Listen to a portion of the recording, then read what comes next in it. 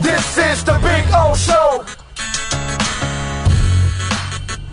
This is the Big O Show. Dolphin fans have it's an interesting life we live as a Dolphins fan because we live different kinds of lives. Yeah. And what I mean by that is an older fan like myself or a fan that's a little older than me compared to a 30-year-old or a 35-year-old or a 25-year-old or a 15-year-old, it's two different types of fans, right? The younger fan doesn't know anything good. They've never seen anything good. The Chad Pennington year was an aberration. It was nothing. It meant nothing because it wasn't really anything you built on.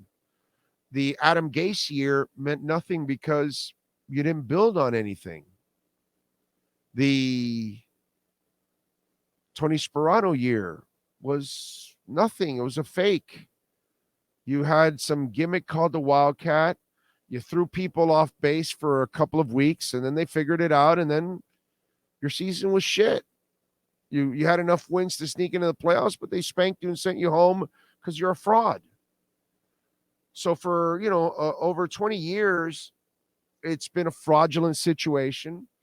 It was fraudulent with Jimmy Johnson, who, didn't build his teams the right way by tearing down his offenses completely and weakening, Marino.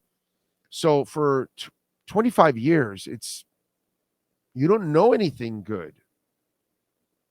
It's not your fault.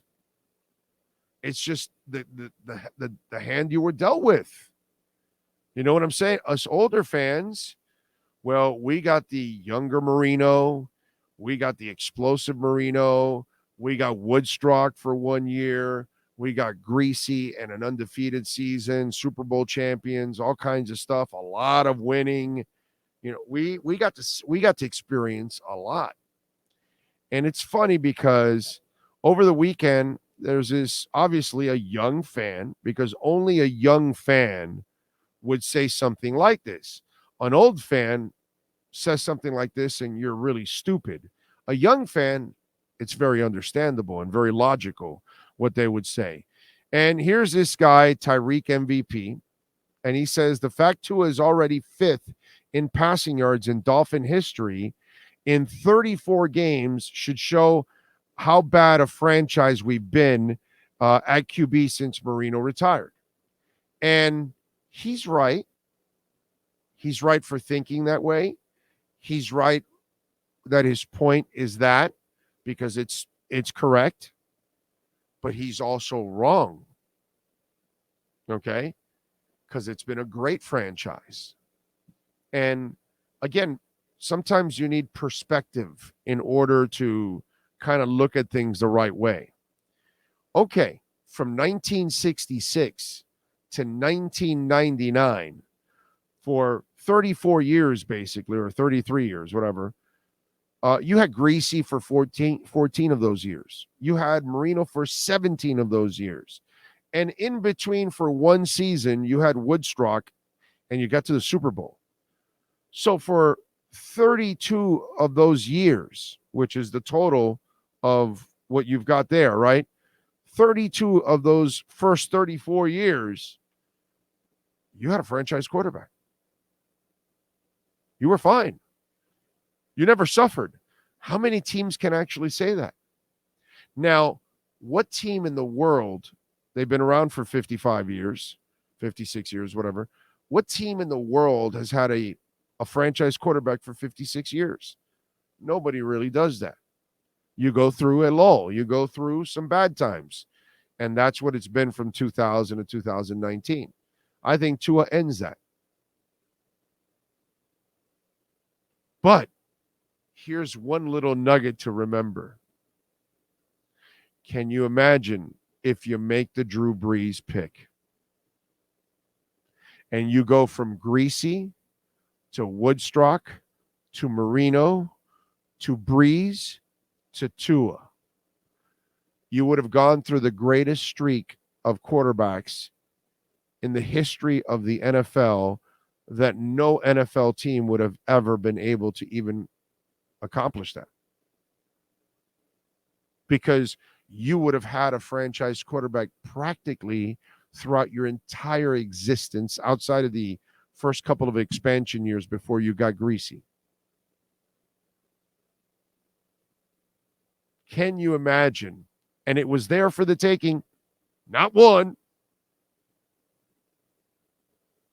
not two. Two times you could have had Breeze. You could have drafted him instead of John Avery, and you could have traded for him. And that would have been your bridge in between Marino and Tua. Damn, dude. Damn. And it was like sitting there hitting you in the face, pick me, pick me, pick me, and you refuse to do it. Oh, man. That would have given us the greatest streak of all time for quarterbacks. And by the way, remember, by the end of the Marino years, you were still the winningest franchise in all of pro sports. You might have stayed that with Breeze. Who knows? I mean, all the coaches, or maybe Breeze keeps a coach around because he's Breeze. I don't know. How screwed up is that? You could have gone Greasy, Woodstock, Marino, Breeze, Tua. Damn, dude. And you know what's funny?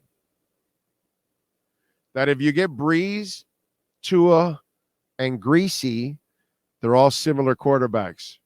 Marino is unlike any of those guys. Shows you, right? That the smart, accurate quarterback is the quarterback that is probably, to find a freak like Marino, it's so hard, But to find the Greasies, the Breezes, and the Tuas, it's probably more common to find the intelligent, accurate, ball placement, anticipatory type guy. All same size, same kind of quarterback,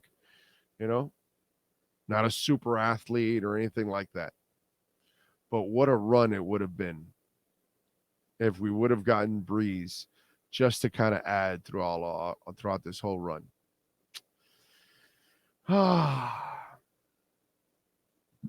Anyway, I saw that tweet over the weekend. I figured I'd add a little perspective to it, because sometimes that's kind of what is needed is a little perspective to it all.